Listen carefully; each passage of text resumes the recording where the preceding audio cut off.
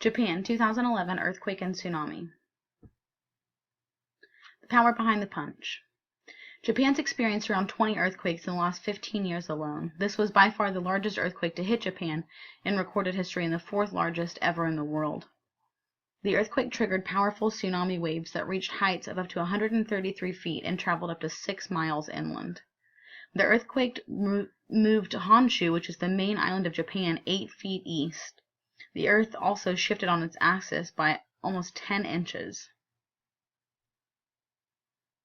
The number of confirmed deaths is 15,891. 6,000 left injured and more than 2,500 people are still reported missing. In some regions, such as Miyagi and Fukushima, only 58% of people reportedly headed for higher ground immediately after the earthquake. Many people underestimated their personal risk or assumed that the tsunami would be as small as ones that they had previously experienced.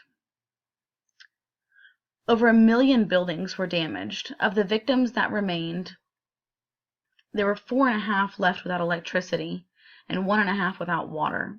To top off the devastation, there was a level 7 nuclear meltdown at Fukushima power plant. Many electrical generators were taken down and at least 3 nuclear reactors suffered explosions. There was a 6.2-mile radius of the power plant that was evacuated. The waves overtopped and destroyed surrounding tsunami seawalls at several locations. The mass surge destroyed up to 3-story buildings where people had gathered for safety. Early estimates placed insured losses from the earthquake alone at a U.S. $4.5 to $34.5 billion. The Bank of Japan offered U.S. $183 billion to the banking system on March 14th in an effort to normalize the market conditions.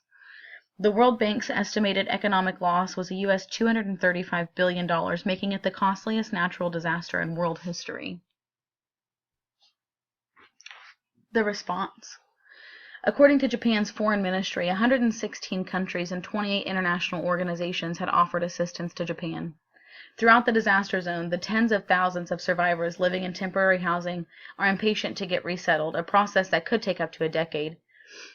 Evacuees are anxious to return home, but worried about the potential, still uncertain risks from exposure to the radiation from this disaster. There's a short bibliography on where I got a little bit of my information from here. I appreciate you listening.